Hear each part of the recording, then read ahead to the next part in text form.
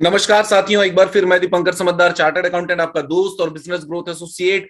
Recently कुछ दिन पहले मैंने institute of chartered accountant of India के एक प्रोग्राम में मैंने बताया था कि भाई 2022 तक जो स्टार्टअप है, अगर 31 मार्च 2022 तक अगर कोई चालू करेगा तो फिर वो स्टार्टअप रिकॉग्नाइज किया जाएगा और उसको स्टार्टअप के सारे बेनिफिट्स मिलेंगे। और उससे पहले का प्रोविजन ये था कि 2021 तक था, लेकिन कोविड के कारण उसको 2022 किया गया। मैंने उस स्टेज से ये 4 दिन पहले ही बताया कि भाई ये जो बजट आएगा उसमें 1 साल और इंक्रीज होना ही होना है, क्योंकि इस बीच में लोग सर्वाइवल में थे, स्टार्टअप में नहीं थे। लेकिन अभी बहुत जबरदस्त लोग काम कर रहे हैं, तो मौका मिलेगा ही मिलेगा। और दोस्तों, अच्छी खबर यह है कि स्टार्टअप के लिए अब 1 साल और मोहलत मिल चुकी है।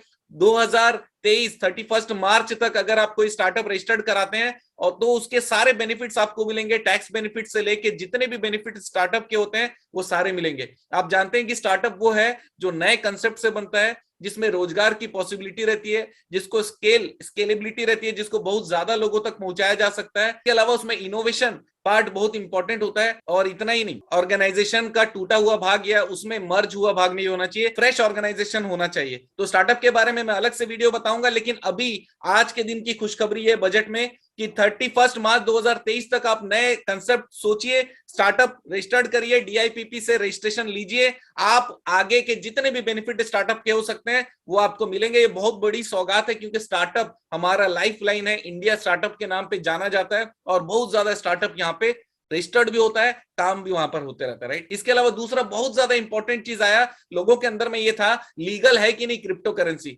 भाई अगर लीगल नहीं होता तो बजट में ये चीज आता नहीं, उसका टैक्सेशन के बारे में क्लियर बात नहीं करते। पहले क्रिप्टो करेंसी के टैक्सेशन में टैक्स डिपार्टमेंट ने कुछ बोला ही नहीं था।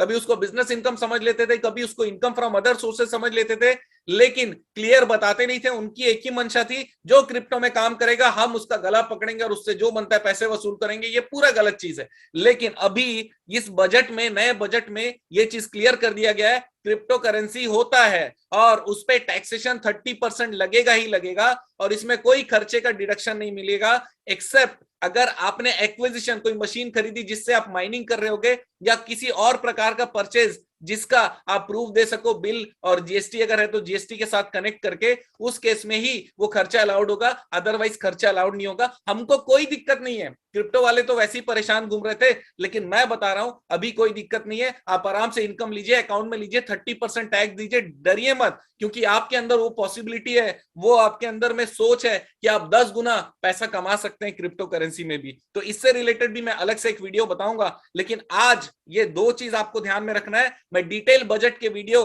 मोस्ट प्रोबेबली मैं कल देने वाला हूं, जिसमें काफी सारे क्षेत्रों के बारे में बताऊंगा जो कि एक्सपेक्टेड है और मेरी जिम्मेदारी आप लोगों को बताना। लेकिन स्टार्टअप मिल गया 1 साल और, क्रिप्टो करेंसी डिपार्टमेंट ने उसको माना है, उस पर टैक्सेशन क्लियर कर दिया। बहुत जबरदस्त न्यूज है मेरे हिसाब से तो, राइट। तो आप इस वीडियो को शेयर जरूर करिएगा, बने रहिएगा मेरे साथ। आपका दिन जबरदस्त और शुभ हो।